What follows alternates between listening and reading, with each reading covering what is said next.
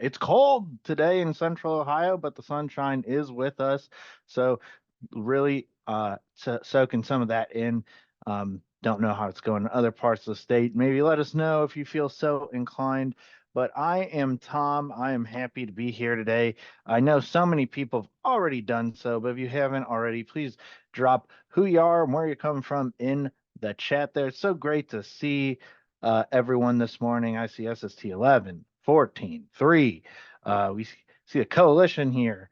SST2, we're coming from all over the state, and we just appreciate you being with us here today.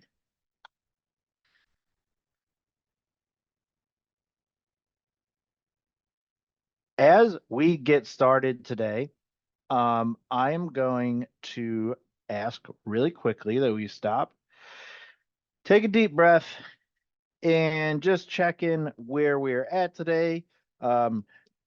If you see up here, stoplight, and so if you're feeling, really overwhelmed with the holiday season and trying to get everything wrapped up uh, um, with your work life and all the things going on with home life or whatever, and it's just a really tough time, and you might need a little space, a little grace.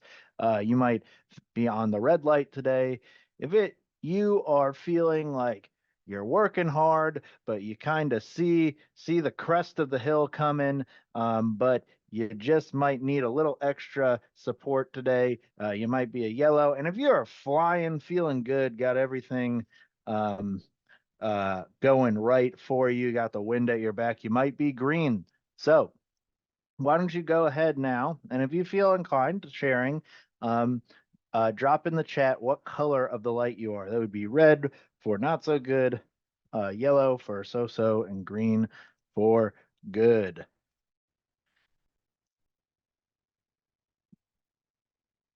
Yes, lots of yellows and greens. I appreciate people throwing in there. Now that this can be a very stressful time of year for both professionals and families and just everyone. So glad that you'll be here with us today.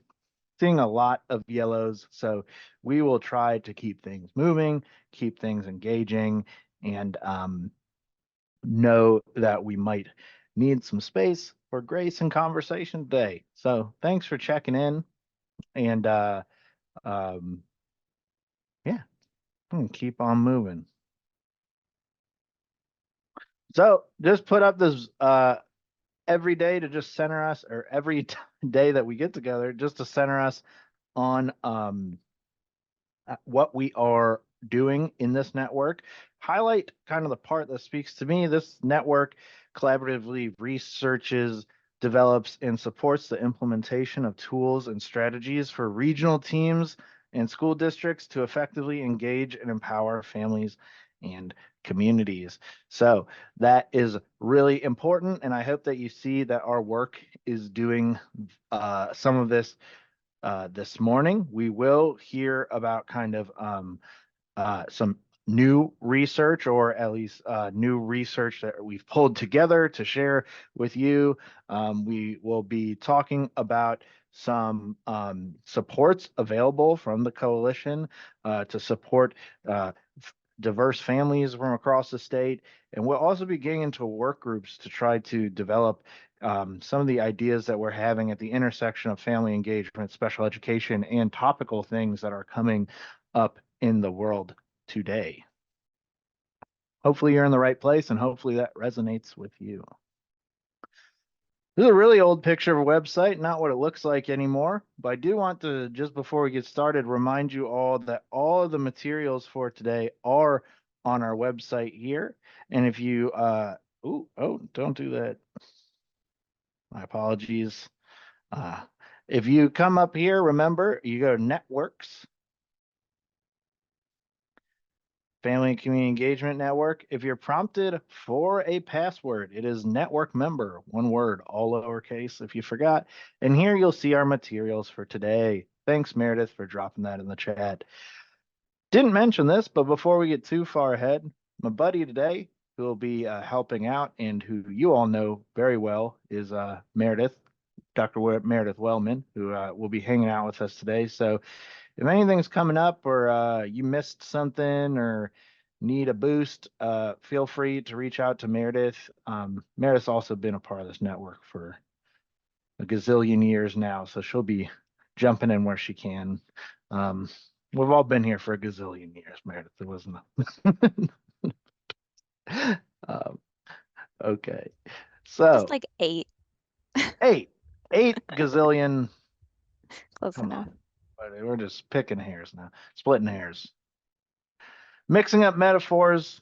That's why I'm drinking my Monster, trying to get back with it here. But we have a quick agenda. No, we don't have a quick agenda. I'm going to go over the agenda quickly. So we're going to do an icebreaker in just a minute. You'll finally get to stop hearing me talk to you all and talk to each other.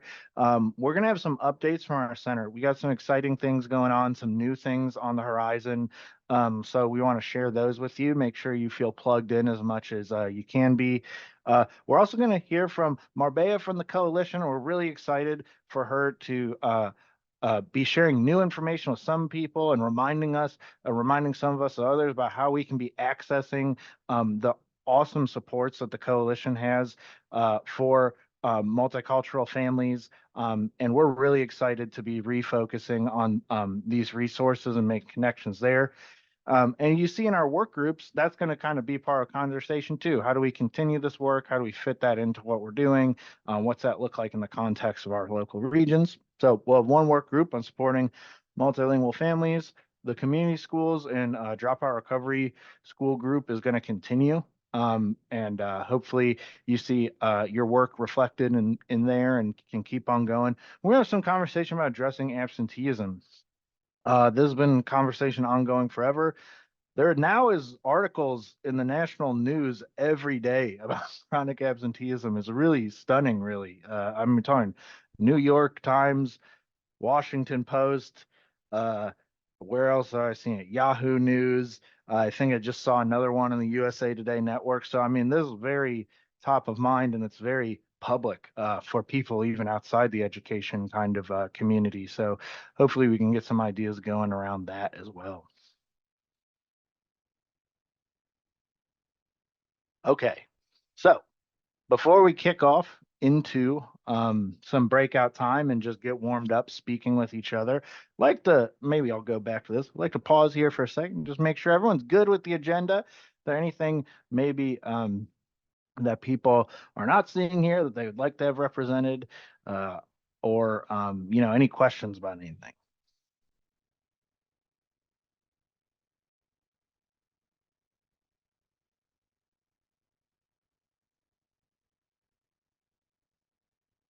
I thought it was a pretty good agenda too, so thank you. But just wanted to check in.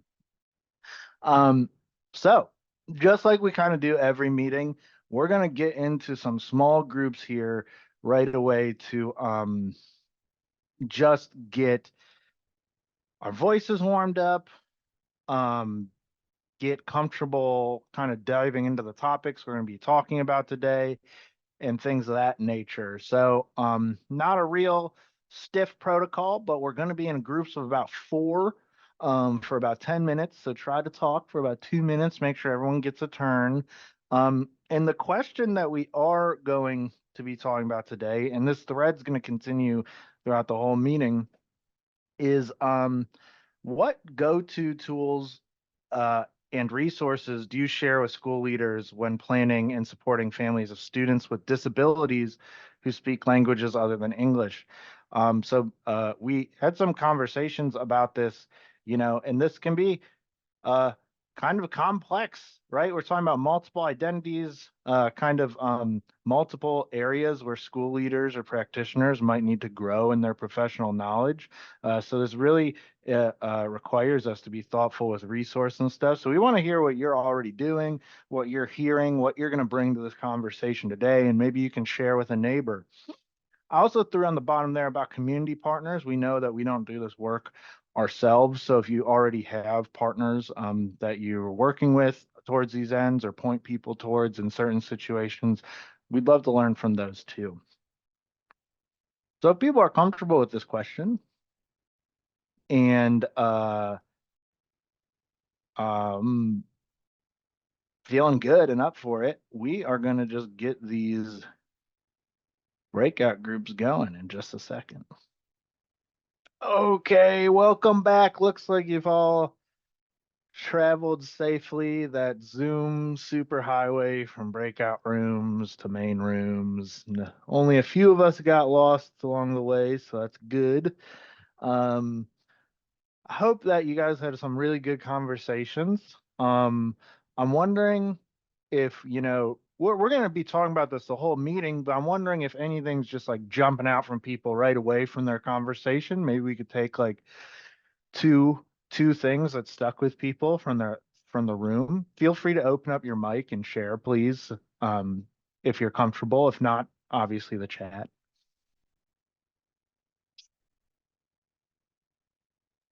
Hey, Tom, I had something, and I shared with the team. I'm in a lot of our work is in the Lorain area, which is known as the International City. I also live there as well. So we have a large Spanish speaking population. And when it comes to resources for that, we are on top of it. We are, leaders of the state and everything. But when we're blindsided by anything other than Spanish or English, we're like, dude, what do we do? Mandarin, anything else. We need something. So I'm really hoping to hear a lot of great ideas today on perhaps some resources for that. Man, that's awesome. I appreciate you sharing that with us because what are we in this community for other than filling in the gaps and sharing the strengths that we do have so we can kind of make sure all those bases are covered. So I really appreciate you bringing that perspective to this conversation. Maybe one more thing that stood out to people in the small group kind of discussions. Yeah, Josh, I would totally agree. The Spanish speaking resources are a lot easier than some of the other languages. I was telling our group, we have some SLIFE students who have not had formal education from Syria, but they've spent 10 years in a Jordanian refugee camp. And so literally they have no schooling, and they're great here because they're living their best life. They have 3 meals, they have a roof over their heads, but they really don't see the need for homework. And like when you've lived at this level of stress for so long, like things like homework don't really make the cut. And so I'm putting in, if anybody's interested, I'm happy to share. With Jackie Jacoby, one of our literacy specialists, we started a Padlet of resources, and I just kind of keep adding to it. If anybody finds a broken link, just shoot me an email, please, because I'll get it off of there. If anybody has a cool resource, let me know. I'd be happy to add it. But it's just some like multilingual websites for books and things like that.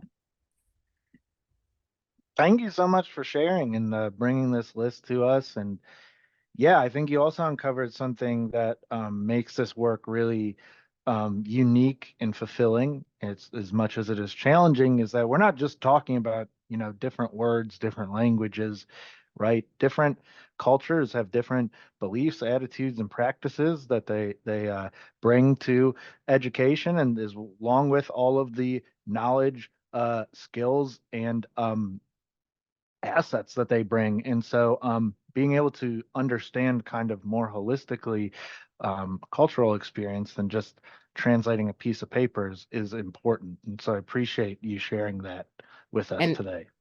And one quick thing, Tom, just in light of what you said, I thought about a conversation we had in our breakout room. Sorry, something's going on my camera.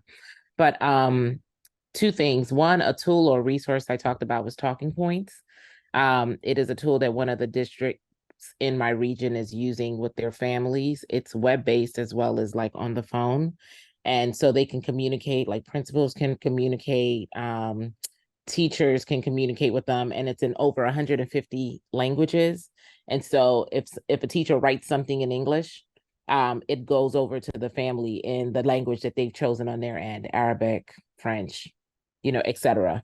And so that's a useful tool that they found is helping with engaging, because again, I think they load the students and the schools that is like, so it's catered to each family. So it isn't like you're getting all the things. I'm getting things around my kids and my schools and specific to me. And then they can also do the same thing, converse with teachers or admin through that on their app, and it gets to them. So that was one tool.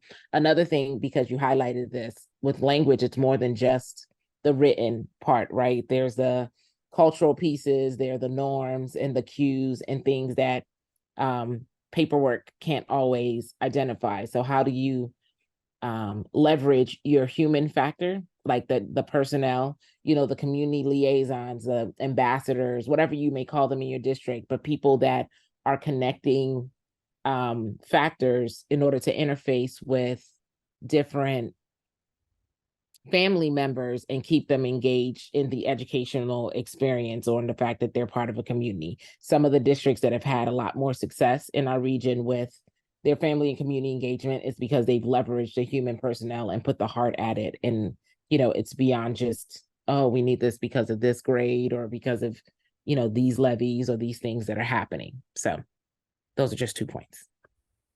Absolutely. And appreciate you sharing that perspective. It takes maybe we're going to do this well. It's going to take a little bit more than a translation service. And I think that's very important to remember. And also, this is going to come up, demographics change. There's school districts right now, that are experiencing people of different cultures, people with different language backgrounds for the first time. There's schools that had gotten used to, working with Somali students are now working with Nepalese students and things like that. So, one thing about this area is we're always kind of got to keep that thoughtfulness about planning and real human resource commitment moving forward. So I really appreciate that.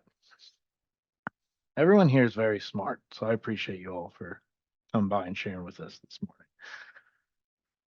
I'm going to take a quick pivot. Again, we're going to come back to this topic all day, but we're going to give you some updates right now from our center. And the first update is actually about a meeting. And we've been developing this, and some people asked kind of what this could look like. So I don't know if you remember way back in August, we asked y'all if you'd like to get together one time.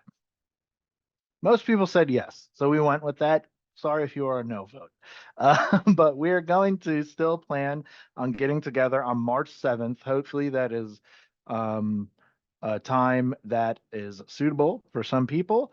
We're going to be meeting at Kenny Road, which is where I am right now. We'll give you more specific directions before the time, but 1900 Kenny Road is my second home, and I'm glad to welcome you here. My idea for the day, first of all, I'm open about, getting some pushback, but just want to get this firmed up maybe like right now. So like people have completely they know where the blocks on the calendar are, the decisions that they'll have to make between like time and stuff. So what I was thinking is that we could start maybe an hour later, knowing that some people might be traveling sometime, and I don't necessarily want to force people to be getting on the road at 6 a.m. Been there, done that, never fun.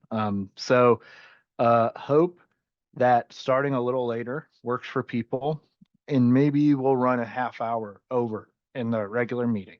I know that this block has been on the calendar from 9 to 12 for a long time. So if that half hour is a big issue, I understand. We can talk about that, work about it. But then what I wanted to offer, since people will be traveling, is that if you wanted, so first of all, we'll have our regular meeting in the morning, like I'm saying, 10 to 12:30. Then for those who want to stay, maybe you've traveled far and it just doesn't make sense for you to travel back in the middle of the day or whatever. First of all, you're more than welcome to just work here on your own stuff. We can block off private spaces for people and things like that if that's suitable. But we also want to offer some additional professional opportunities if it was thought useful to the group. So we thought one option is we could do a real PD. Like, let's dive into something that you all want to learn about, and just do it up like we used to do kind of the division of regular meetings and PD meetings. We can do more of like one of those PD ones in the afternoon, take a real deep dive, maybe do some planning towards something. So that's option A. And then you'd help us pick the topic and I coordinate all of it or whatever. And then option B would be kind of an open round of consultancy. As you might have noticed at our center, one thing that I think makes us really strong, not to toot our own horn too much, is that we have a lot of people that come from a lot of specific backgrounds who are different backgrounds who are committed to family engagement.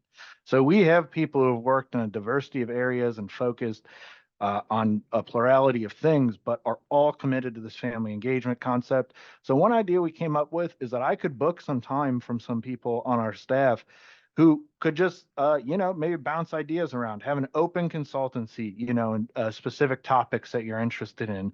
Some of the areas that we are well prepared to do that type of work with would be like attendance, continuous improvement processes, early literacy, MTSS. We're getting to multilingual family engagement. We might be able to find other professionals if other topics emerge though. So those are two options. I'm going to give us a chance to vote on what happens in the afternoon. Again, of course, afternoon's optional, but just want to have something for people that want to keep learning or stay around in that afternoon. But I'll pause here to see if there's any questions before we vote.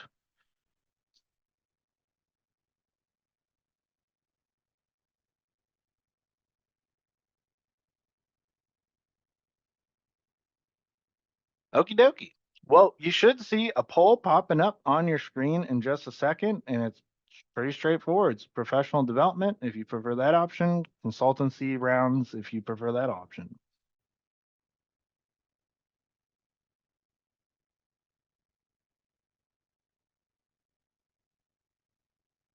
Wow. It's a pretty clear choice. I can see the results, so Yeah. almost unanimous. Just give a couple more seconds in case someone wants to vote, but yeah, it's pretty, nothing's being overturned. Whoa. Whoa. So, PD wins in a landslide. For those of you that did pick consultancy, the good thing about this is we do that anytime. So if you did actually have an idea like, oh, this would be a good thing to bounce ideas around, get in contact with us, or we can set something up that day too. We do consultancy for y'all anytime. So keep that in mind for you. For PD, we'll get organized on that. I didn't have a follow-up plan for picking topics now. I just realized. Should I'm people just put in wondering- the chat, like if they Yeah, had why don't a you- favorite? That's man, Meredith, you're Sorry. right on. That's exactly it. That's why I need you here. So what we can do Attendance. here, yeah, in the chat, please vote for or write out what topic you would like a PD on. And we also, again, March, we'll be here before we know it, but still about 4 months away. We can develop these ideas together to make sure we're getting close to like a specific kind of need to. Wow, this was a wild landslide of a vote. Just attendance PD. Okay. Wow. I think we should do MTSS. No, I'm just kidding. Attendance works. We can do that. Where Speaking of attendance will attendance work, works, that's an organization that you should know about. that is an organization you should know about. I will say attendance is cool. Been studying attendance for a long time, so I can't wait for that conversation. And we should actually, by that time, have a attendance brief, attendance and family engagement research brief out. So we'll have some resources, and then we'll get some big time professional learning going on. So thank you guys for that. And this is going to be an ongoing conversation so that we can get close to, the most specific needs that you all have.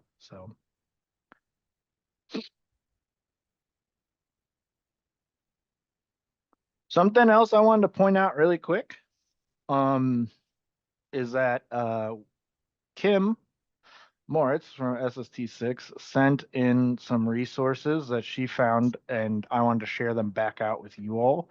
I looked over them pretty closely, and they're great. So let's just take a moment here. The Progress Center is housed at the American Institutes for Research. So they're kind of our friends. It's a group that I know I've worked with on and off for years, and am confident in the type of work that they'd be doing.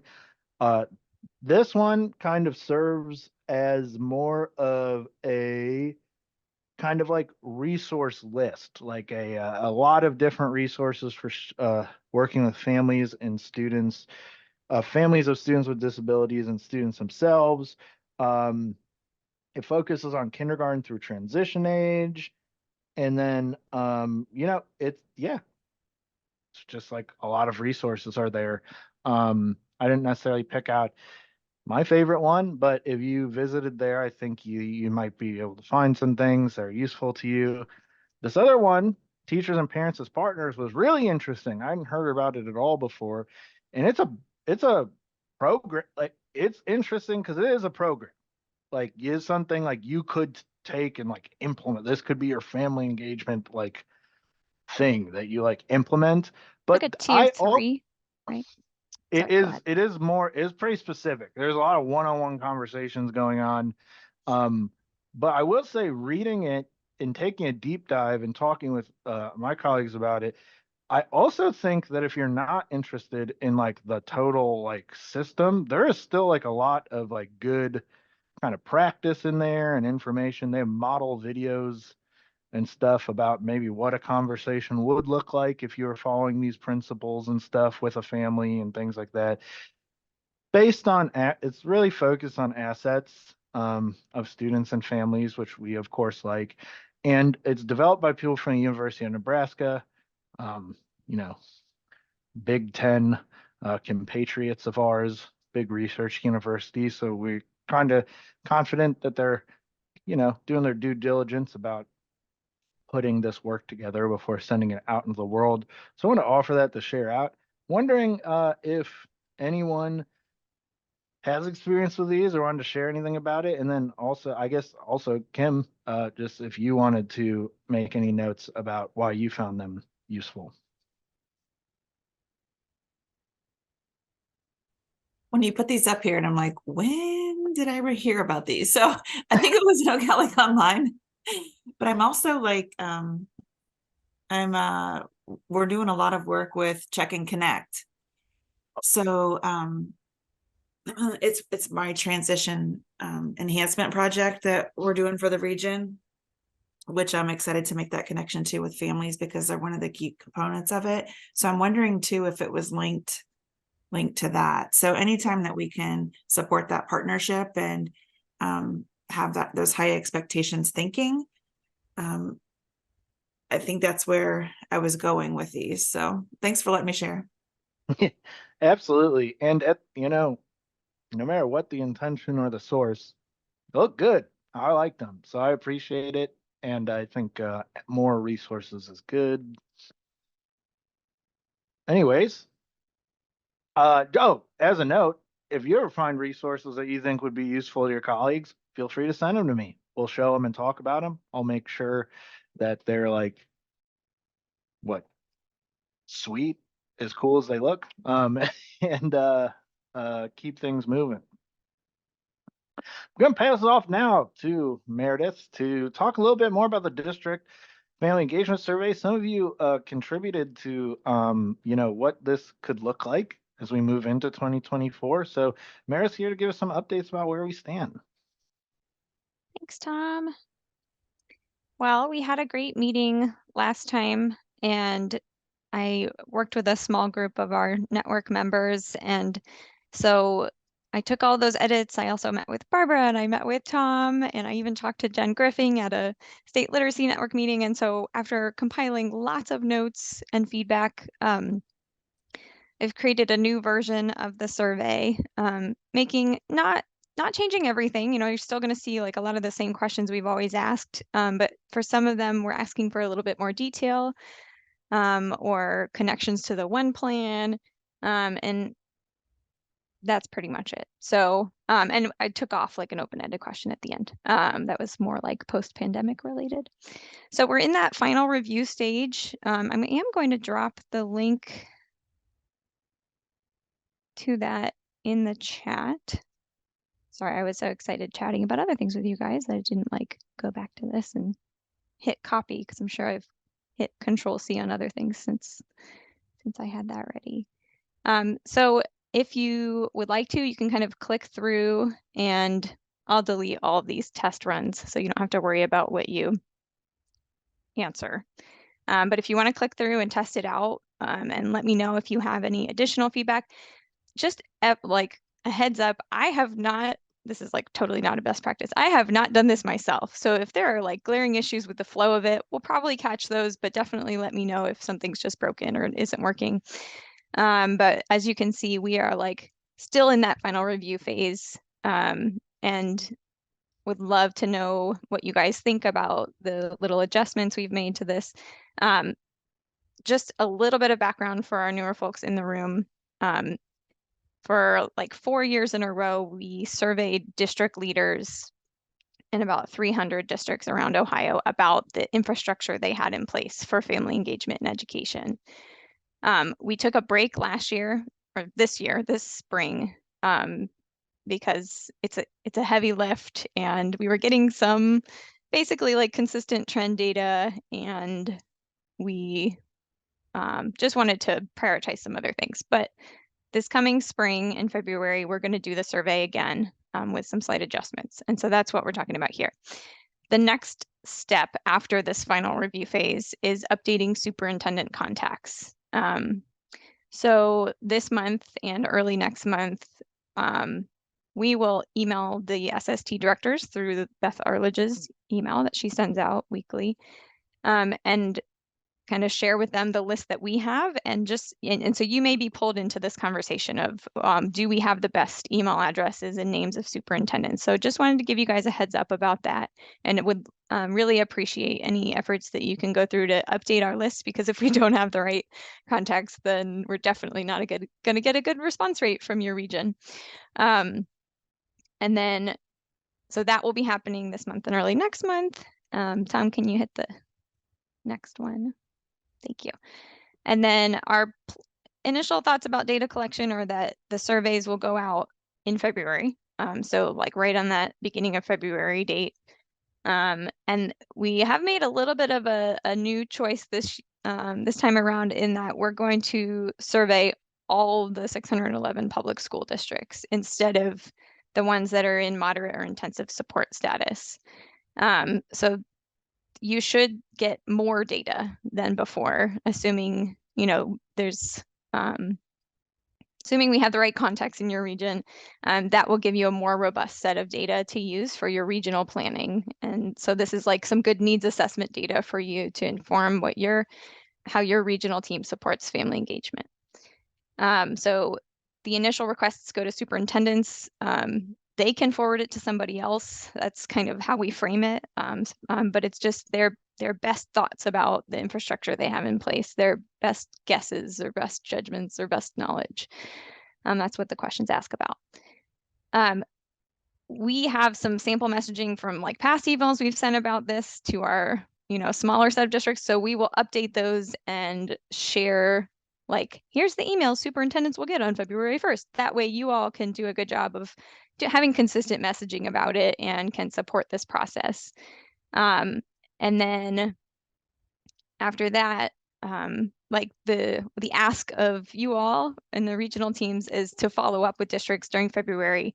I think in the past we've done kind of either weekly or every other week progress updates about your regional response rate. And so some of you are very familiar with this. You've gotten the spreadsheet where it says responded or in progress or has not opened the email. And then you can, as you have the capacity as a team, follow up with districts. So because this is a larger sample now. That may mean for some of your regions that, you know, that responsibility to follow up may look a little different this year. You may have to get a little more strategic about how you follow up with districts to really ask for a response. But we leave it to you to decide, you know, are you going to do really personalized messaging? Are you going to embed it into meeting conversations, or just do a batch email like, hey, would really love for you to take this. And then later in the spring, it just depends on, you know, what we have going on as a center, but we try and get those regional data reports out as soon as we can. Sometimes I know it's probably more like late summer. But that's the plan. Any questions about the district leaders survey this year?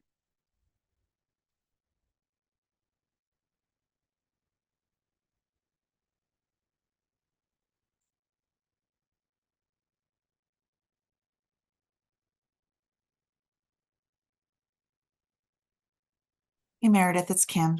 Hey, Kim. In the introductory, like the emails that are going out ahead of time, are you explaining like the purpose or the point or why the data is important and valuable, how they could use it? We definitely have a why statement, Okay. but I'm not sure that we framed it as why the data is useful for them Mhm. necessarily, but we can make it so they get a copy of their responses. Okay.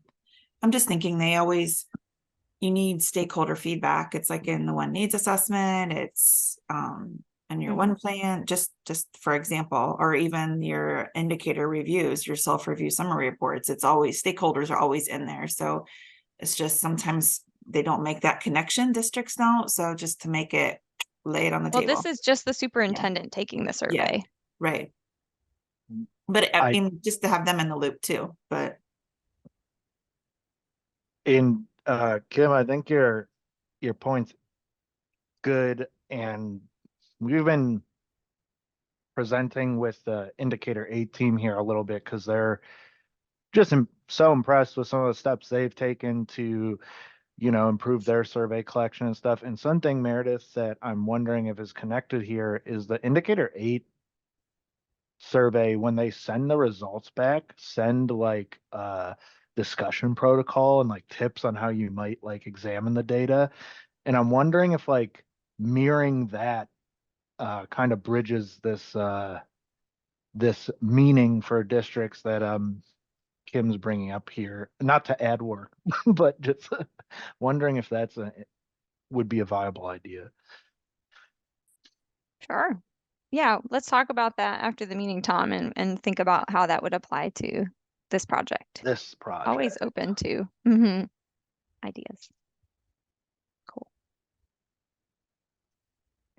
What do There's you an guys think important- about the larger sample? How is that sitting with you? Getting excited about that? Okay. I see some thumbs up. Yeah, I was kind of nervous about it. Like I was like, should we? Can we? Is that gonna? It's like it broadens our, I think, awareness about our center, and so I think like a side effect potentially of that is that people just be like know who we are if they haven't heard about us already. So we'll trying to make it a really positive first entry point into hearing about our center. Absolutely. I think that survey is so important. It's like one of the only ones of its kind that produces like very unique information. So I'm excited about it too. And if I can add in, I like the larger sample size because if we're only sampling the schools that are having challenges, then that's going to be some skewed answers based on independent school, you know, versus having independent school districts also in the data. It'd be interesting to see if there are differences between family engagement practices between independent school districts and schools that are on the DA list. Yeah, we'll be able to do some comparisons with past data trends now that we have like 4 years of the smaller set, and then now we'll have, well, some subset who respond to out of the 611.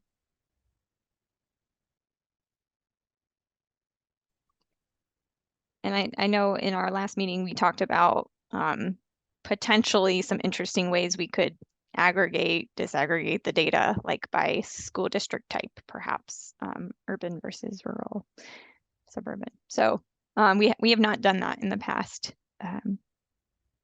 So we will definitely look into that.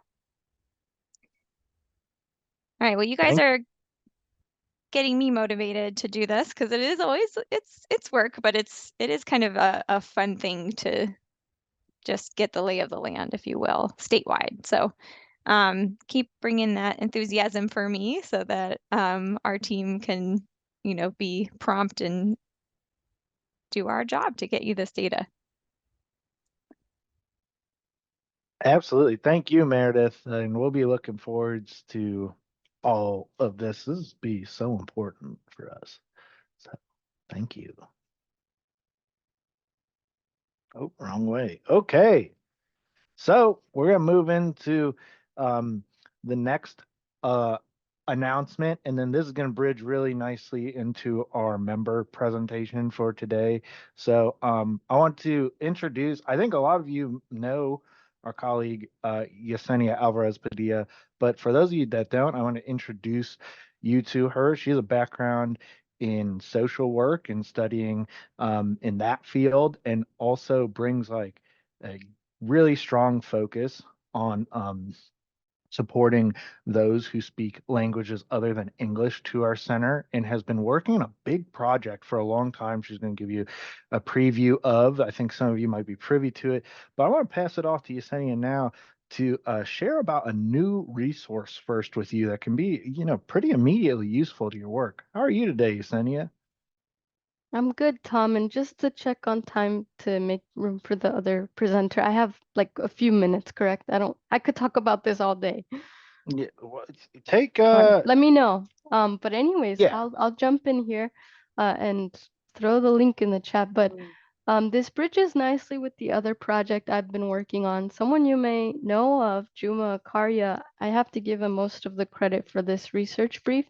But so as we started this other project titled Advancing Ohio's English Learners, we had the idea of kind of gathering what is already out there in the literature, research-wise, about supporting multilingual learners and their families. And we use the term here, diverse culture, families from diverse cultural and linguistic backgrounds, just to be as broad and inclusive as possible. But we're really talking about multilingual learners. So Juma took a look at what's out there in the literature. Being a PhD student, he's very good at doing that. And we kind of summarized all of those findings into 6 major strategies that you can read more about in this research brief to try to give folks like yourself and educators some very down-to-earth practical strategies that you can implement in your schools or reflect upon to kind of remove what the barriers that might be commonly hindering, you know, partnering with families of multilingual backgrounds. So just a quick overview of that research brief. So you know it's there.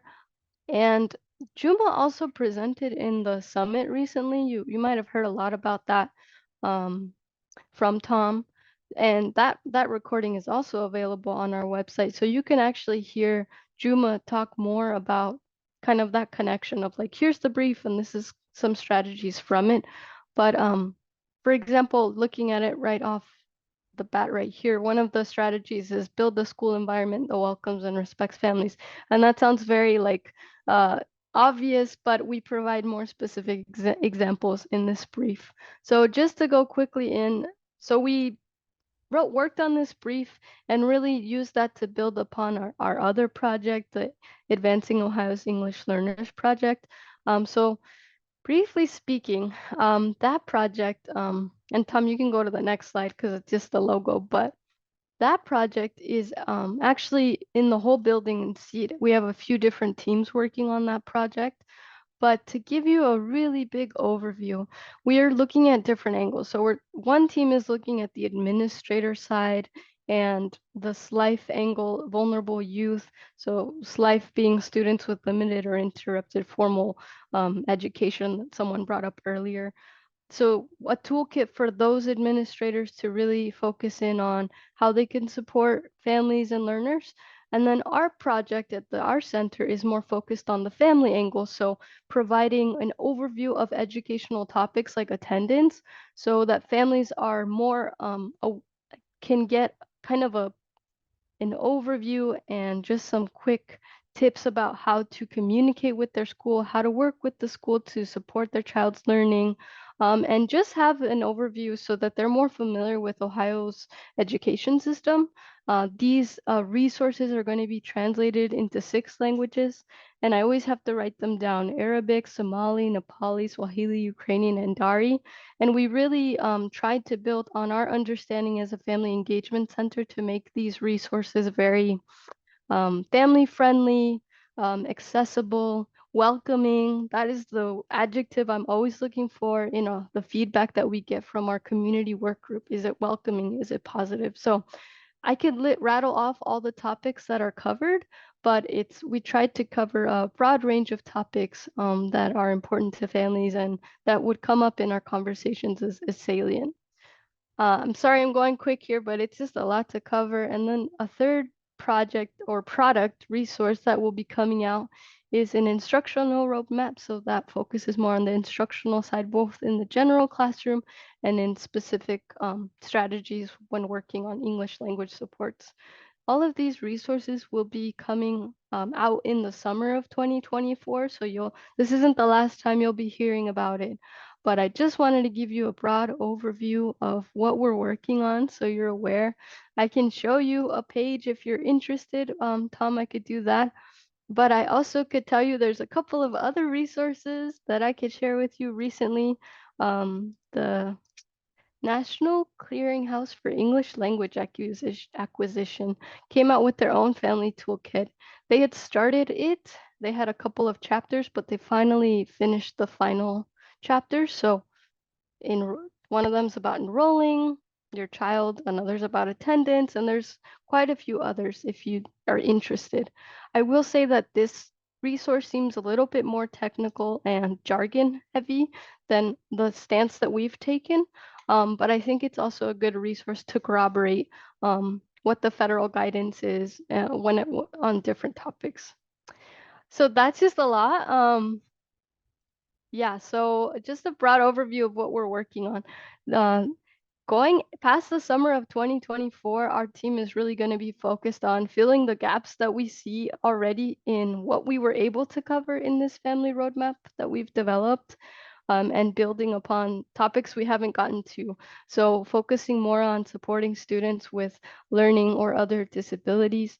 And just some of the things we haven't been able to cover in this project.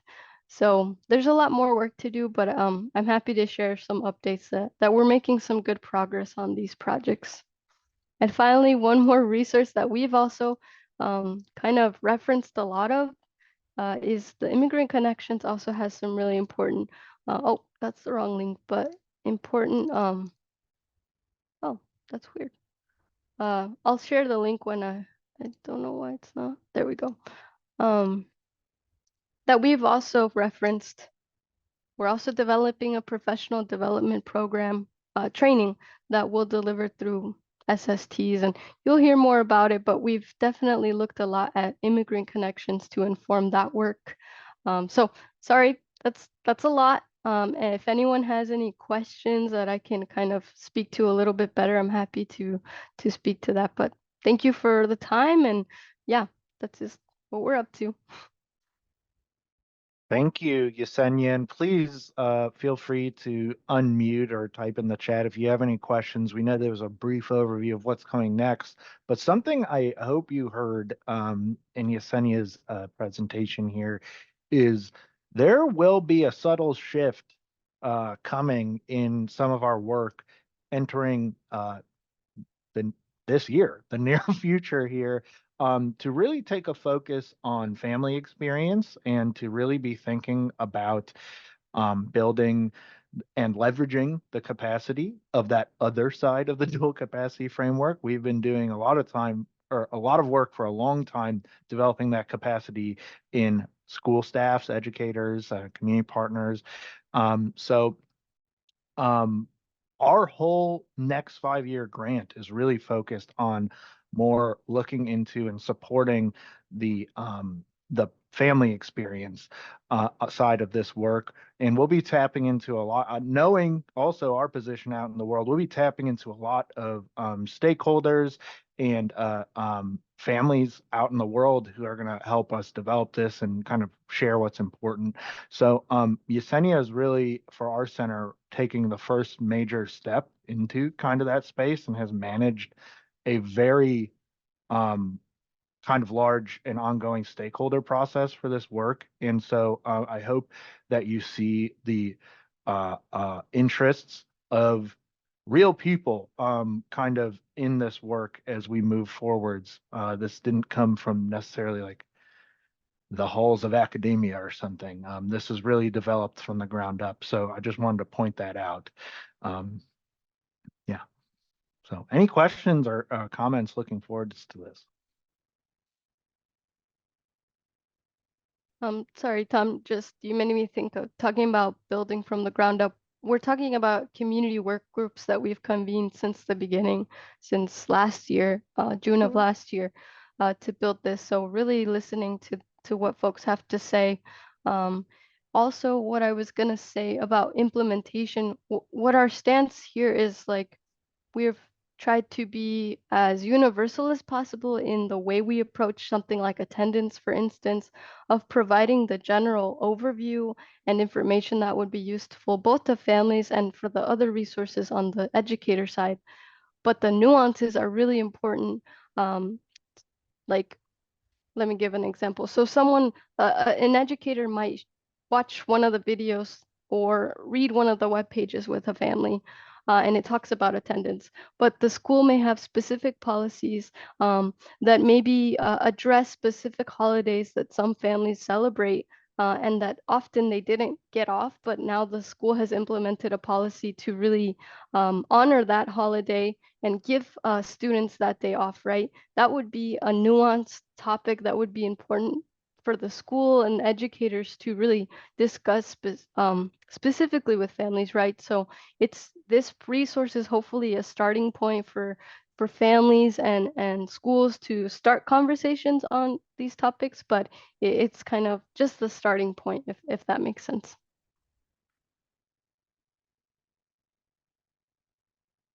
Makes total sense, and we'll be looking forwards to what is to come. And you will be back. So thank you for stopping by. And Yesenia will, if time allows, also be stopping by the work group towards the end of the meeting that will be focusing on multilingual families and things. So we can keep learning and talking about this, because we got to get better at it. It's going to continue to be a focus of our work for a long time, forever, really. So we'll take a deep breath, because we're going to move to the next section of our meeting here. Thank you, Yesenia. Thank you, Meredith, for sharing with us today. Hopefully you got something out of that. We are going, let's take a quick break, a 5-minute break. And when we come back, we'll be hearing from Marbella from the coalition. So get ready for that. See you in 5.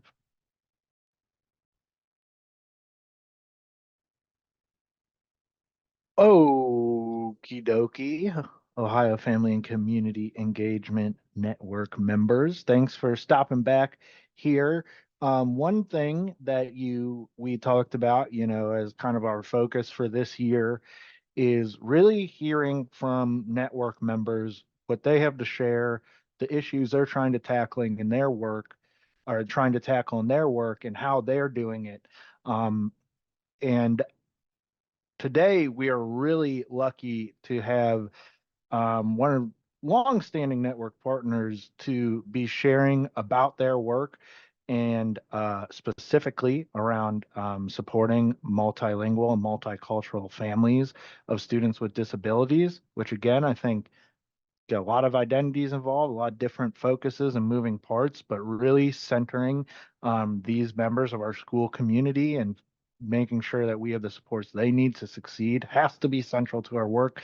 So excited to hear today from Marbella Caceres from the Coalition for the Education of Children with Disabilities. And I'm just so happy to have you here today. How are you, Marbella? Well, to be honest, I have to apologize first because I have been fighting this cough for several months now. I don't want to go to Google and check it out why I'm still having this cough, because it can go many ways. So, but I have a glass of water besides me, so I do apologize if I start coughing a little bit. Just, it's part of the season, I think. So anyways, but thank you for the invitation, Tom. I appreciate the opportunity that you guys always have given to the coalition. I actually have a presentation, Tom, so I don't know if I can share my screen with the group. Yeah, you should be able to do that. Okay. Just Okay. at the bottom there. Okay, thank you. Cool. Okay. All right, let me pull this out first. Okay, so let me go from the beginning here and bear with me.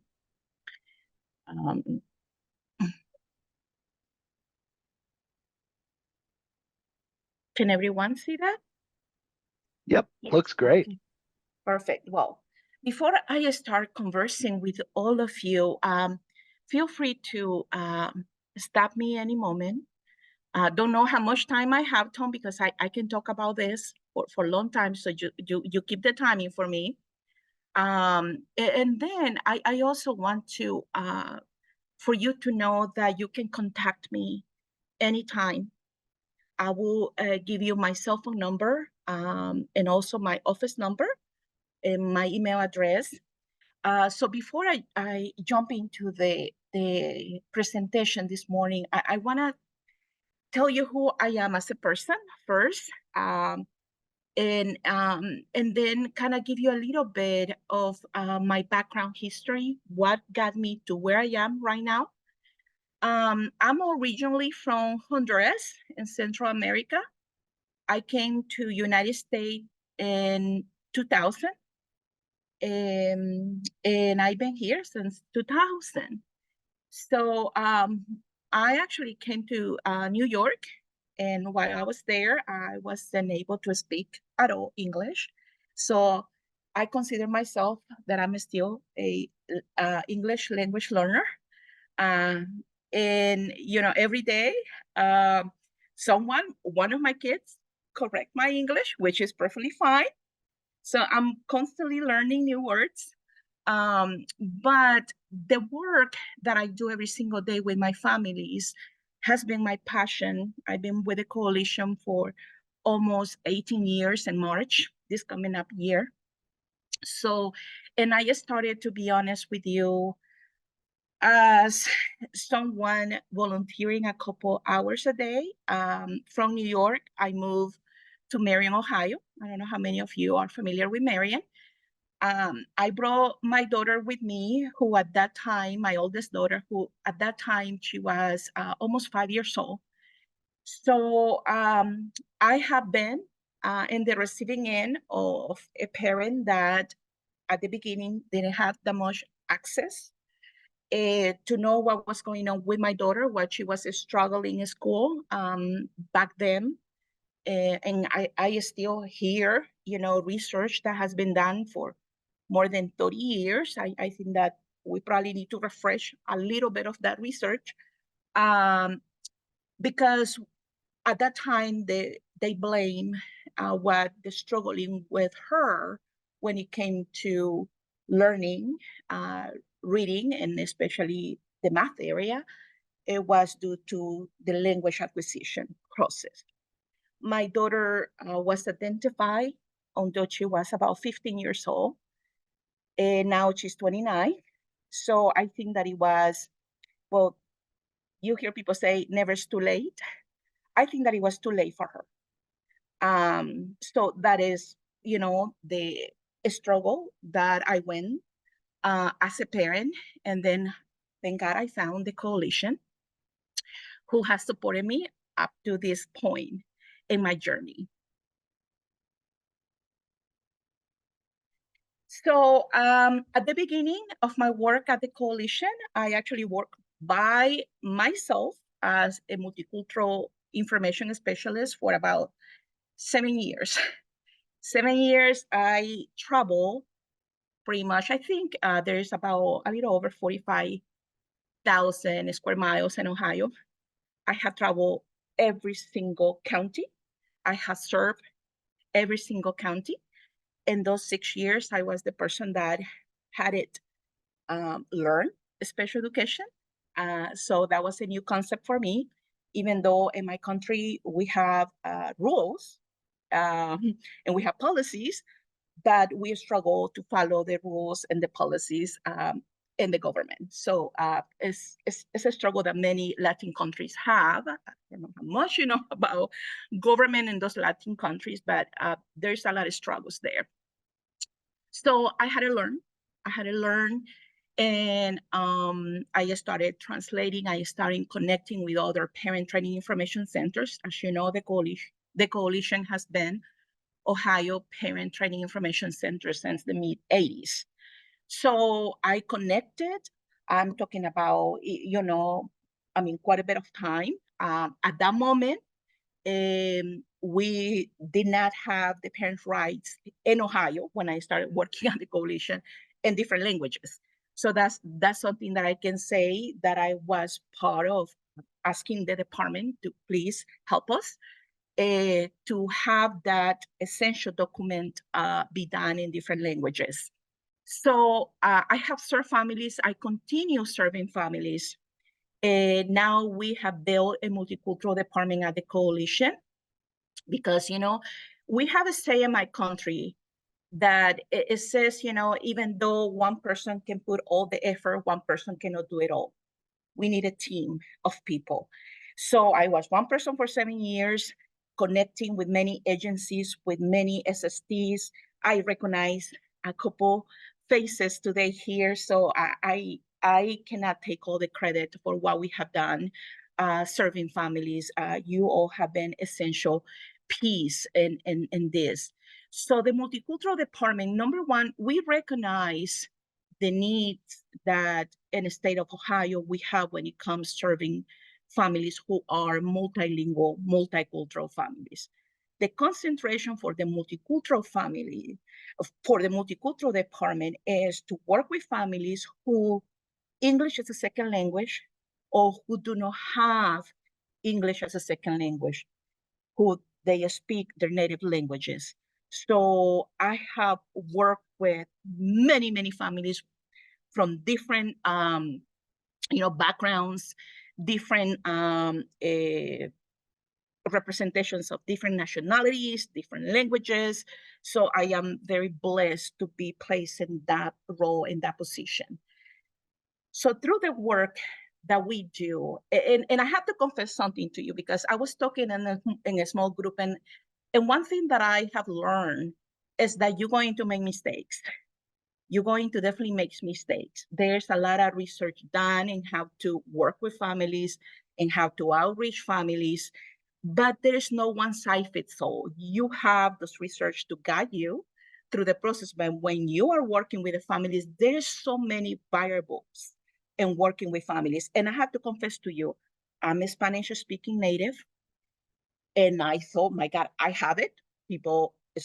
I'm going to be able to connect to my other Spanish-speaking families. I have similar backgrounds. I came here. I understand what is to try to become, adaptable to the environment, to the culture. Learning all of that has been a struggle. So I'm going to be able to hit a home run and work with my families directly. Well, let me tell you, at the beginning was a struggle for me. A huge struggle for me, because I wanted families to meet me where I was. Then I learned I have to meet the families where they are. So at the beginning of my career, I can tell you, obviously I was much younger. I had all the energy in the world. I was traveling all over the state, but I recognized that we need to have that community to support the work that we do daily. So my goal was that I need to access where the families are, where the families live, where the families shop. They are pretty much in Ohio. If you think about a ethnic group or a multicultural group, you're going to find resources for that specific group. We as humans have the tendency to pair with each other based on similarities or based, if you're from Honduras, you go with the people from Honduras, if you're from Guatemala, and you're like that. So you create those subgroups. So I actually identify for each community what was the social service agency that was serving these families. And I made the effort and I spent my entire days in these communities. The collaboration for me was in the ground, trying to build something from the ground and being there where they shop, where they go for supports. So identify, and I heard a couple, Parma, Lorraine, El Centro, Community Refugee Immigration Center in Columbus. So for that week for me, I was trying to go, okay, I'm going to spend Tuesdays in this center, Wednesdays in this center. So that's how I started serving the families. The family needed to see my face. The family needed to hear me. That soft touch is essential for this group of families. Everybody likes to have the soft touch. So it's how I started building a different approach. That human contact is essential for all of us. So that was the approach that I took. That is the approach that we are still taking when we serve this group. So I'm gonna, in the next few minutes, I'm going to talk to you how we do this, and I'm going to show you the group of people that we have to do this. One thing that I can say is the majority of us are, let me move this. I cannot see you guys, I'm sorry. The majority of us are either parents or family members, or we have disabilities ourselves. So we live the day-to-day struggles, challenges, triumphs that these families go through. You can sympathize, you can empathize, but it's never completely 100% when you say to a family, I understand what you're going through. I have been there myself. It's an immediate connection. So the way that we do this, obviously, for the tools that the coalition use in the multicultural, and this is a generalized way that we approach families when they contact us, is, of course, the phone support.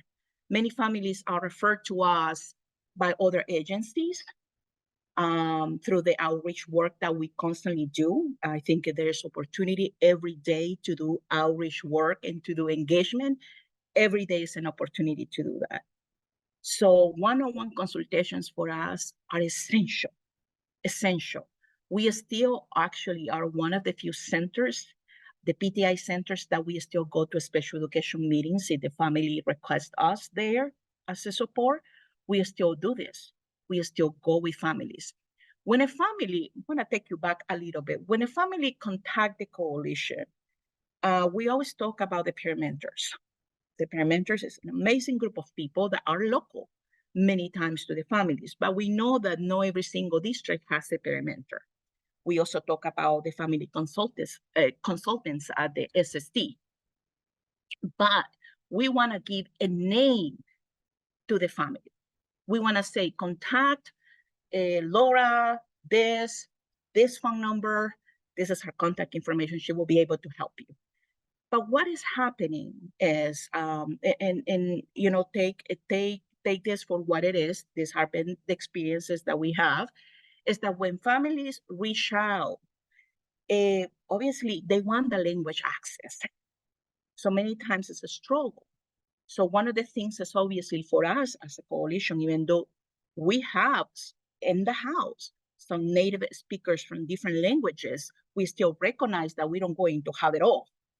So it's for us every year to review the language access plan that we have and see what other groups are calling us, that the quantity of people that is calling us is major, that we need to have the discussion about maybe employing an individual from that specific group as much as possible, because obviously all of us have budgets that we need to follow, but as much as possible.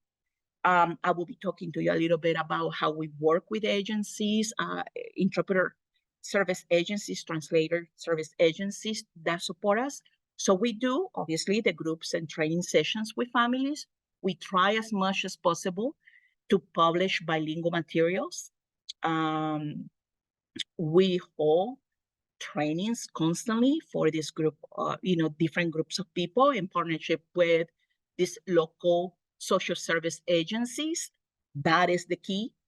And one of the things that we find out is through the work that we do individually with families, for the past, I would say 15 years, we have been very successful to hold empowerment and support groups.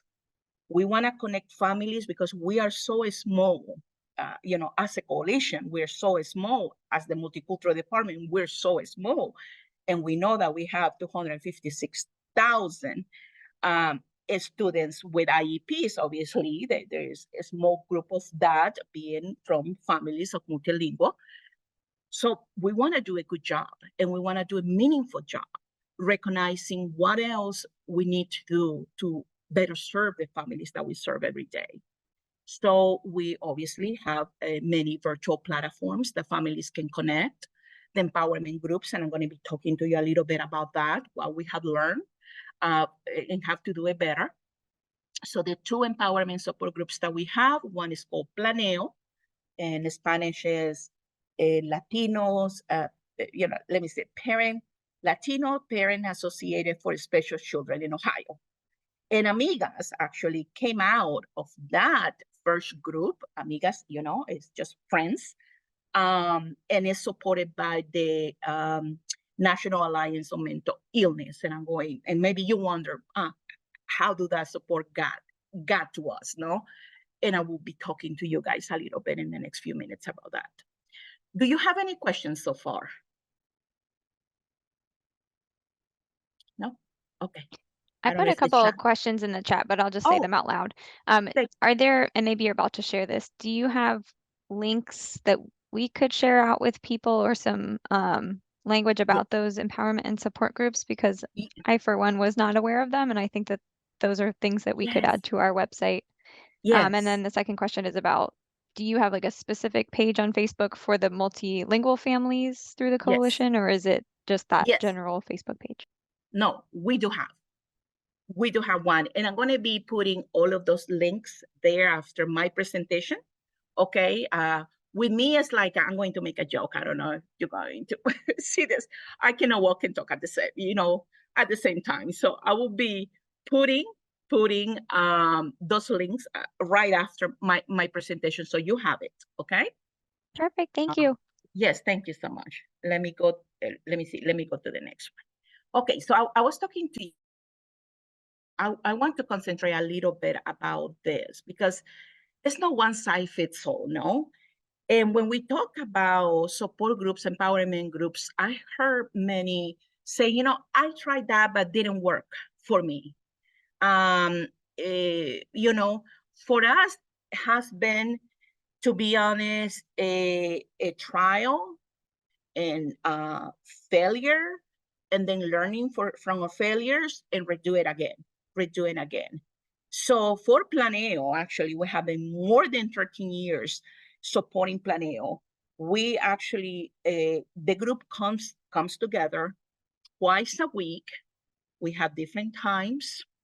Okay, let me move this. Sorry. Let me move this here. We have different times for Planeo, okay, for families. And the families actually guide what they want to hear. So normally it's an hour long, okay? And COVID came to teach us a lot. So before we used to meet in person. So we have partnerships with different agencies, social service agencies, to host these groups in person. The three main areas that we had the group was Cleveland, Columbus, and Cincinnati, okay? So for Columbus, for example, we actually partnered a while with Easter Seals of Central Ohio. And we were there for many, many years. Then we transferred to Mount Carmel Hospital in the West Side. They had some offices there that they let us use. So we had the Planeo there, but then COVID happened and then everything went online through, different virtual platforms. So we are still doing those. And now we're finding out that we have combined those three groups in one doing virtually. So we have served families like that. We come together. We have not done this for the past 3 years because of the COVID situation, but this coming up 2024, we're going to gather in person. We gather in person in Central Ohio. We have one event for all the families from all over Ohio, multilingual, multicultural families to come together. And we actually present an award to one of those parents that own parents choose to be parent of the year. And we have a specific, requirements. If the parent engage, what is the definition of engagement? No, because we know the barriers that our families face. So, I always say that engagement can be simple as making sure the child goes to school every single day. So making sure that that child, is well taken care of, making sure the child completes the homework. So it's many layers of parent engagement. So we try to tell families, this is expected. You want your child to be successful. This is what is expected from you. Okay, this is your contribution. So through those groups, we bring different experts. And I want to talk to you a little bit about, so Planeo, we find out through Planeo that many of the mothers, because we serve more women, even though the group is open to anyone, but we know that caregivers many times are the mothers. So the majority of the group, we have probably a couple guys, but the majority of the group are women. So through the group, what we were finding out is after the presentations, when we brought a professional to talk about services, we find out that parents want to stay to talk about the challenges, wanted a safe place to vent about the struggles. And we were spending, to be honest with you, another half hour, 45 minutes listening to them. Because obviously, when you come from different countries, many times you leave your family behind. Many times you don't have that connection that you need, or somebody that can understand what you're going through, being a parent of a child with special needs. So through that group, we find out that a lot of our women probably struggle with mental illness. And that, as you know, it has been a taboo for many communities. But for this specific group of people, we find out that mental illness were hard to recognize, individually recognize. I maybe suffer from anxiety or depression. Many families come from refugee camps, which they have spent years in these places with very limited services. So all those traumas, and daily life struggles. So we actually reached out to NAMI because we want to know more about mental health. And it was essential for us to recognize those things because sometimes, families struggle being engaged because you don't know what families go through. You have an idea what the challenges are, but if you don't sit down with the family and speak to the family and recognize the barriers and trying to see how you can bring down those barriers or maybe connect the families with agencies that can support the families in this journey, you won't have parents being engaged or self-assertive. A lot has to do with self-esteem for those families, So we actually reached out to NAMI, and it's how the Amigas empowerment and support group came to be. So in Amigas, we have run Amigas for the past 6 years in collaboration with NAMI Franklin County.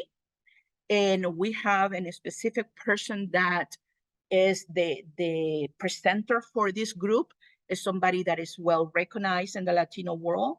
Her name is Soraya Alcala. She has more than 20 years of experience being a reporter. And she also has done a lot of research about the challenges for migrant families, immigrant families. So through that, she has developed a curricula that focus in empowering families through self-esteem, through motivation, through organization to get to the results that they need to get. So this group meets 3 times a week. Meets in the morning on Thursdays, on the morning on Tuesdays, meets on Wednesdays on Facebook Live, and meet on Thursdays in the PM from 7 to 9. So we want to give opportunities to family to say, okay, you work, come to the afternoon in the group. You work, it's fine, just connect through Facebook. You can listen. So we want to recognize the challenges and bring down those barriers. We have regional offices. One of the things that I'm very focused, and Dr. Lisa Hickman, our executive director, is very focused, is you need to live where the families, or at least close enough where the families that you serve. And you need to understand the makeup of the environment. You need to understand where the families live, where they shop, where they practice their own religion practices, to be able to understand what is important for the families. What impacts the family's involvement with the programs that we all have. So we have regional offices located, the multicultural staff are located in different pockets, and I'm going to be introducing you pictures of them so you're familiar with them and a little bit of the background. So we all are trained in IEDA. We all are trained, constantly trained, the operating standards. We are trained also in the Section 504 AEDA. So we are training other different topics. And we want to learn, if you have information available for us to know that it will be helpful to support the families, we want to know, we want to learn, we want to be there for our families. So we're so lucky we have multilingual staff members that speak different languages other than English or Spanish. And when we don't have a language in the house, we reach out, we have contracts with specific agencies that we use for translation services. I am very cautious about who to use because, it's no one size fits all, and it's not enough just having somebody that can translate a verbal message, but somebody that understands both cultures is essential. Okay, here. So I try to match as much as possible. If a family is Arabic, I need to know where, what part, what country, okay, they are from, and I try as much as possible to match that interpreter, okay? Because there's a lot of variations, and believe me, one word can change the message. And sometimes, obviously, we know that, many of these terminologies, I need to make sure those interpreters understand the terminologies that we all use, understand the information, because sometimes it's not enough just translating the term, is the meaning of that term. So I actually one of the ones that offer to train these people, because I want the families to get the best that they can get. Okay, so the majority of the rich material has been translated in different languages. We also have, we are working right now in doing, a lot of for trainings in video and audio, and finding a lot more, many families that do not have previous, education in their home countries, who are illiterate. So we need to make sure, families don't have sometimes written language. So we want to make sure we cover everything that we need to cover. So I will take the time now to talk to you all, so you're familiar with the people, the amazing people that we have at the coalition. She is Najma Mohammed. She is more known as NJ, and she serves, she actually is one of the ones that actually speaks Somali, Italian, English. She's a multilingual, Somali, Italian, English, and Arabic, conversational Arabic. Okay, so she serves the Central Ohio area for the Somali families. Those are the counties that she serves. That is her phone number. I will be typing also email addresses for all of you. Najma has been with us since 2017, and I met Najma actually volunteering for the American Somali Association in Central Ohio. I used to spend a lot of days there, is how I met Najma. She has a background in political science, and she has worked for the Somali community since 2015. And she's also a family member for persons with disabilities. Let me move to the next one. She is Ileana Martinez, and maybe some of you already know Ileana because she's located in Central Ohio. She covers those counties. That is her contact information. Ileana is from Mexico. She also coordinates Planeo, and she also supports Amigas Empowerment Group.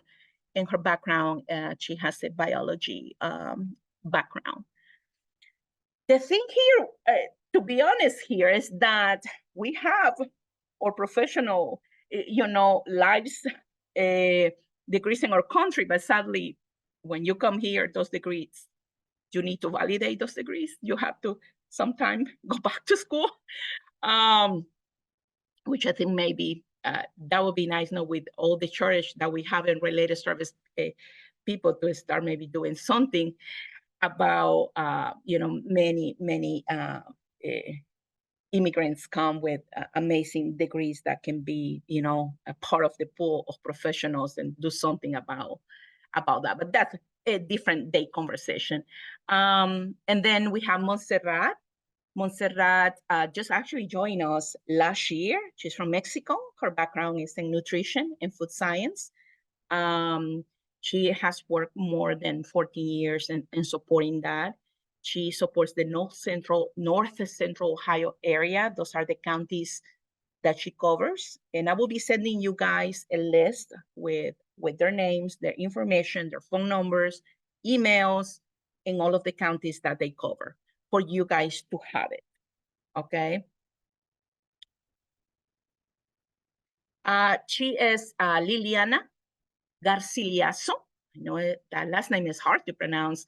Garciliazo, and she covers the Northern Ohio Latino office. Those are the counties that she covers.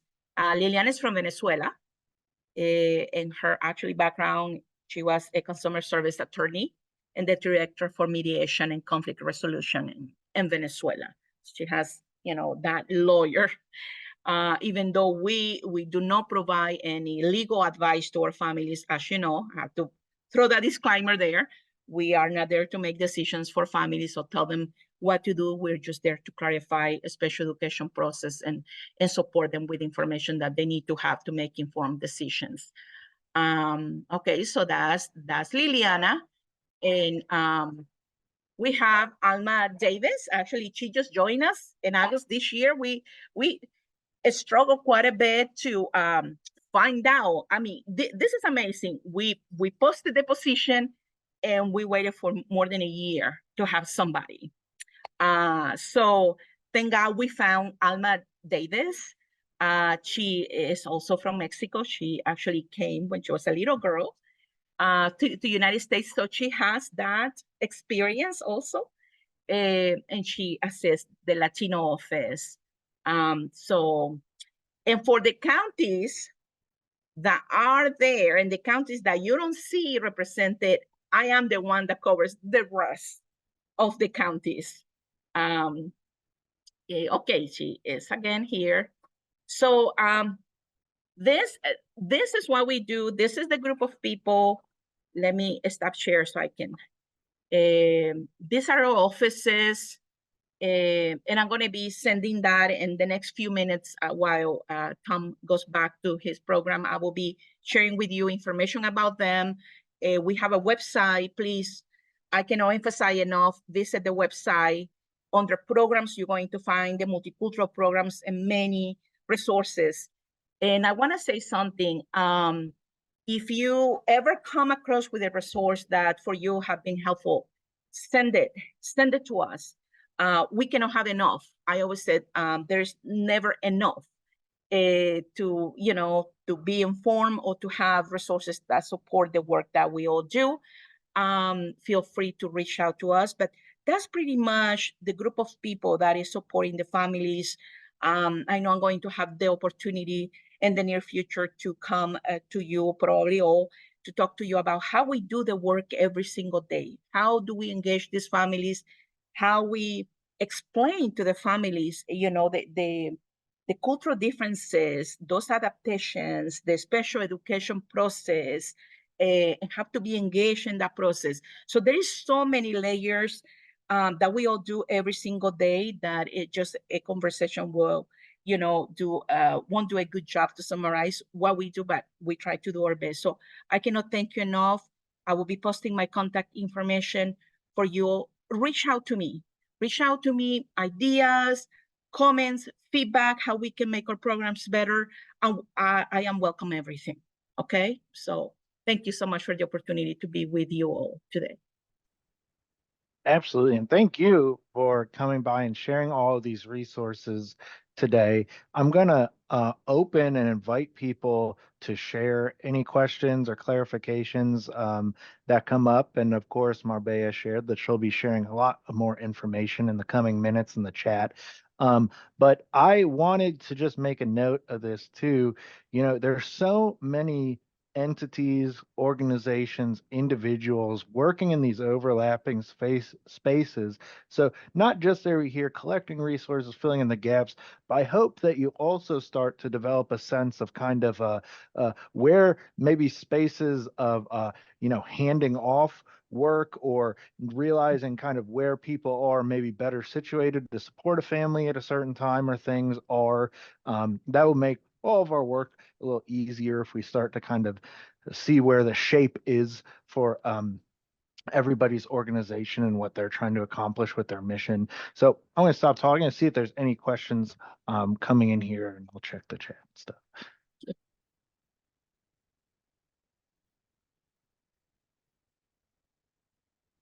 Thank you.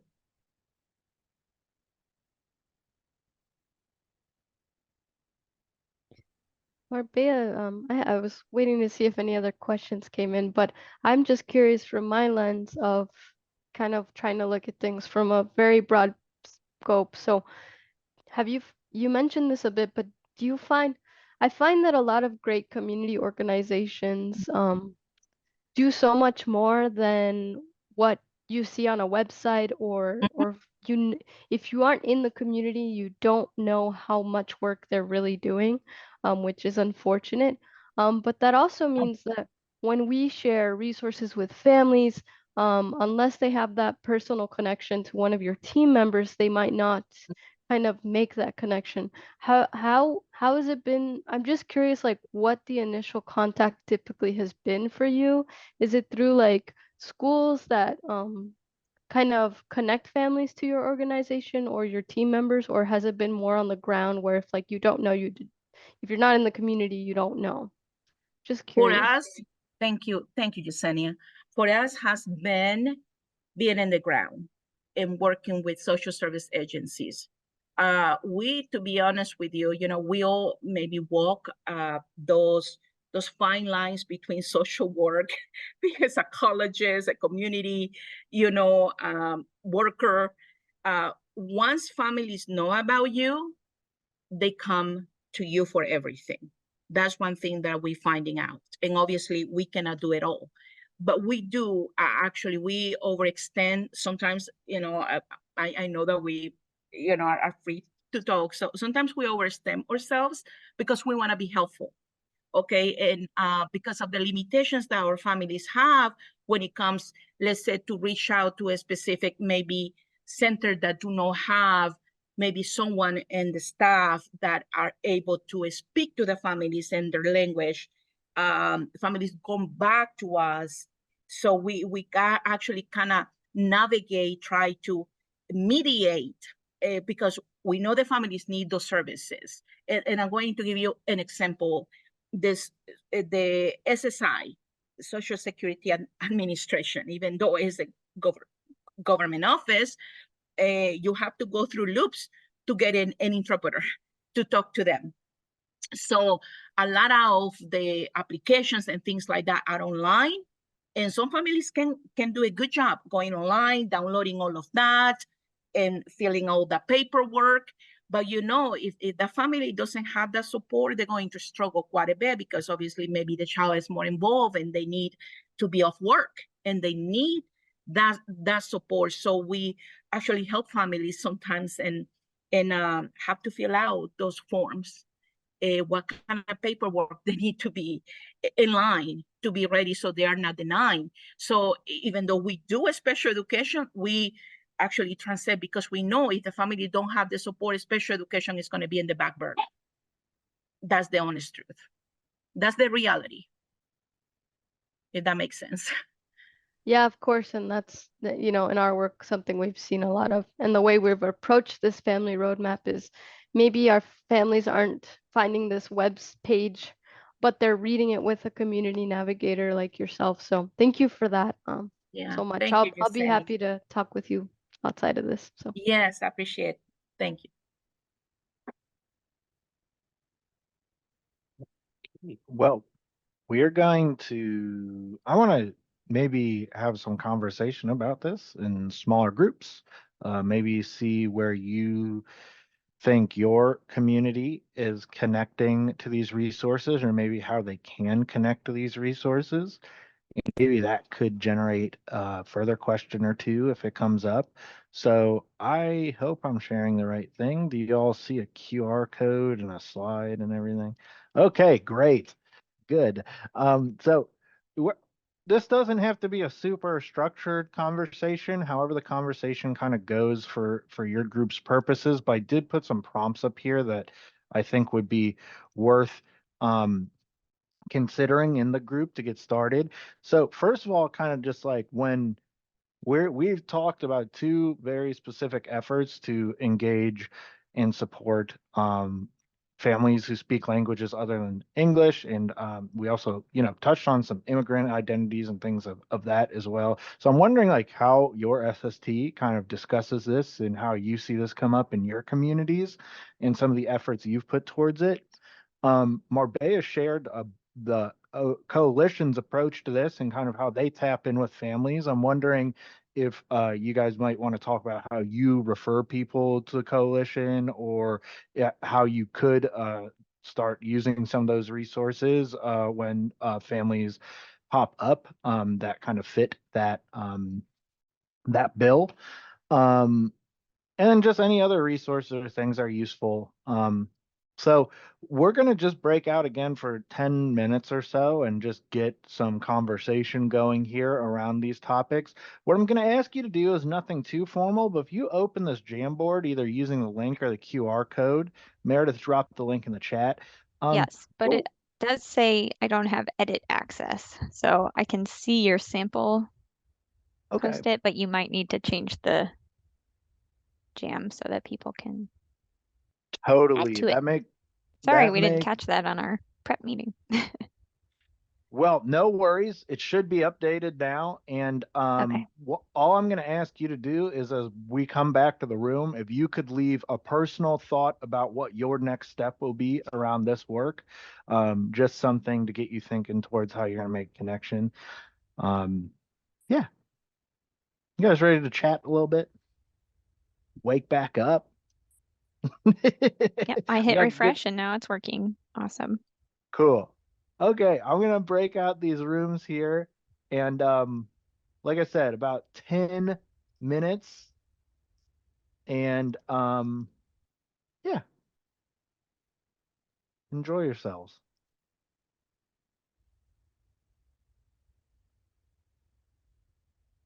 Oh, I gotta redivide them. They're really well. Welcome back, friends. Hopefully you had some decent conversations about where you're going to take this work next, all the things we've learned or been reminded about today. If you didn't already, please throw something on the bulletin board. You know, we go back over these, look at them, gives us ideas for next meetings, making connections. Also, hopefully you remember that post-it and you know, move this work forward a little bit in your life as you can. As Meredith pointed out before we got into breakout groups, but I think some people already start migrating.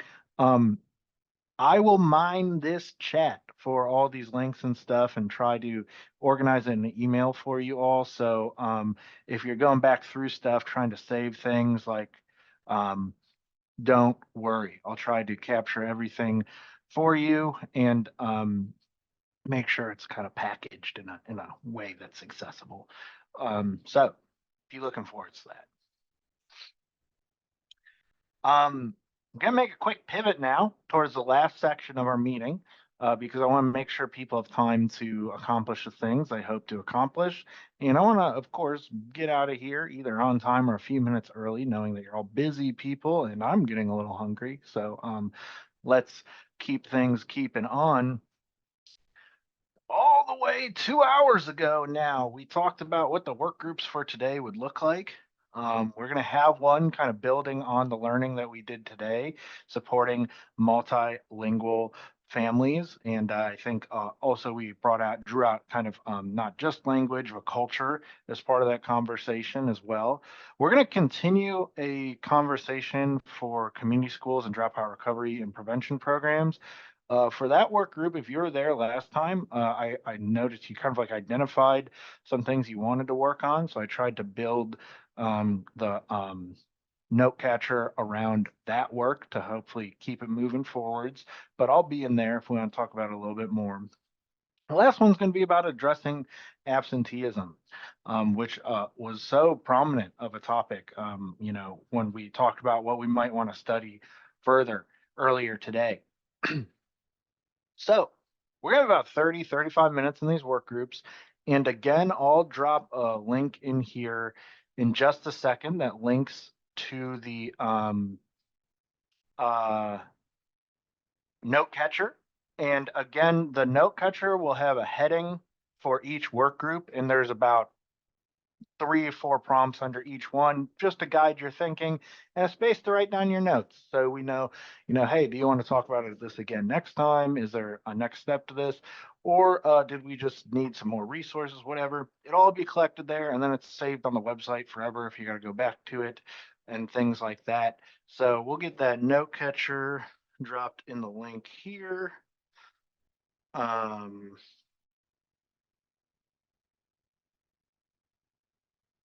Sorry about that.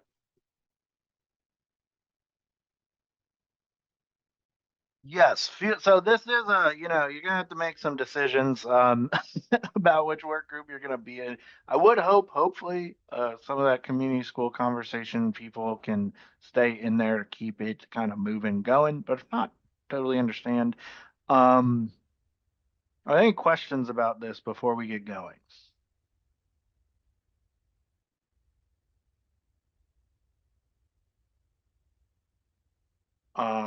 These are just some brief overviews of what I just said out loud. So sorry, should have been on this page, I suppose.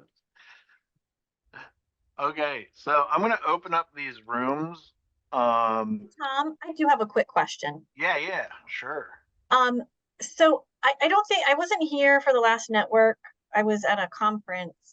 Were the work groups determined then? So the work groups this year actually are kind of on an evolving basis. So they are Okay.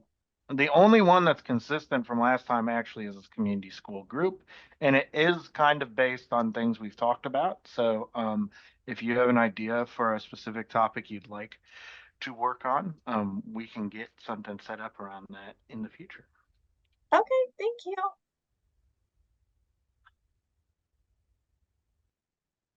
Yeah, we're trying to make this so there's no like we have to get together outside of meetings and stuff. Anyways, if there's no other questions, I'll open these groups so people can get going.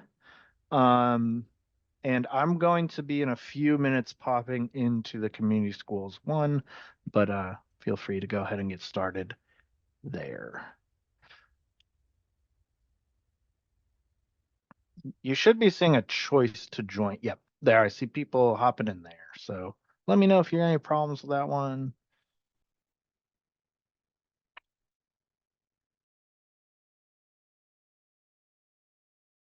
Tom, thank you so much. I will need to excuse myself because we have a lunch and learn in the next few minutes. I appreciate all of you guys, okay? We'll be in touch. Take care. Take care. Thank you. Thank you, Tom. Have a great day. You too.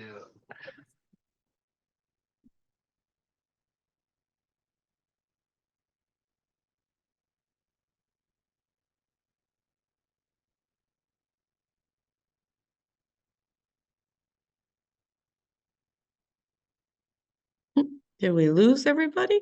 They still have 6 seconds, I think. Oh, okay. If people didn't click the button to leave on it. It was hard to stop the conversation, I'm not gonna lie. We did lose a lot of people, but that's okay. Hard work's not for everybody. You know? Hey guys, I think we're all back. We just got a couple people left. Really appreciated the work everyone put in. I know I was in a work group the whole time that was just grinding, so I appreciate it. I do want to just quickly wrap up today. We will be going back over all of the work group stuff and following up about anything that's in there. Hopefully you feel that we are being responsive and things to what's in there. So keep on looking forward to that. I think the community schools group is going to continue, so that's cool. If other groups want to continue, we can keep on keeping on too.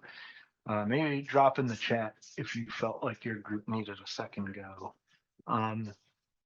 Right now, though, what I'm going to do is just get you ready to get on your way here. If you could scan this QR code or go to menti.com and enter that code you see up on the screen, we're going to do a little quick exit and evaluation here. So try to join that as you can. There'll be a couple quick questions. We all have a little lunch, hopefully. I know some of you are really busy, but gotta remember to eat lunch.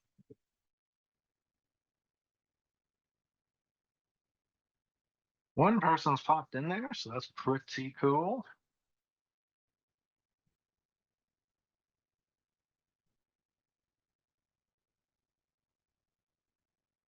Thank you for that second person.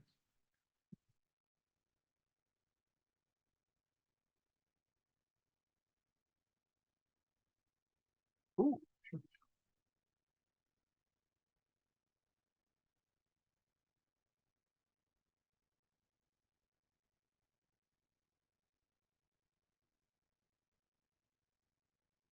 Gonna give about 30 more seconds. I think maybe a couple more people could pop over.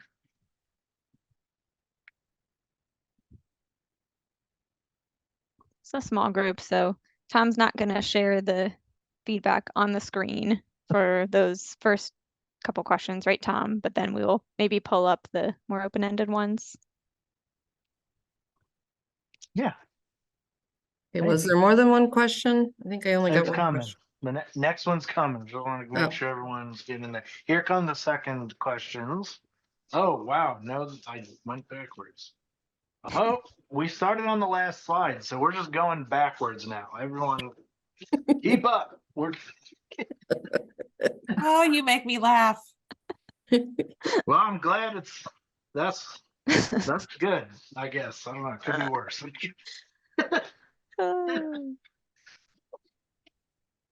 Come on. Do I have to rescan it? Do you? Because I think kicked so. everyone out. Oh my gosh, I'm really sorry. I'm like, that was an open-ended question. Meredith said he wasn't sharing Yeah. that. I was like, that was a Or was. yeah. This has been like it's like a normal distribution of my performance today. I got off to a slow start, and now I'm kind of crashing back into the earth. So, but the middle felt good. So hopefully, you guys enjoyed that part. You are great, Tom. Don't worry about it. Um. Okie dokie. Your response rates are a little different. Yes, they certainly are. Okay, now it wants me to wait for you to show the next slide. I'm gonna show the next slide, I promise. Okay.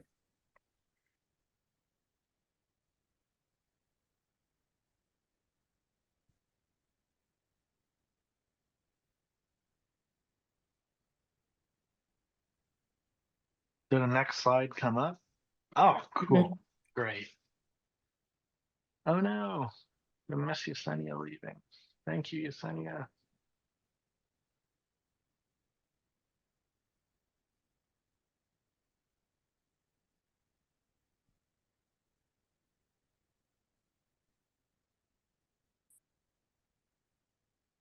Okie dokie, and I think we just have one more today that will capture.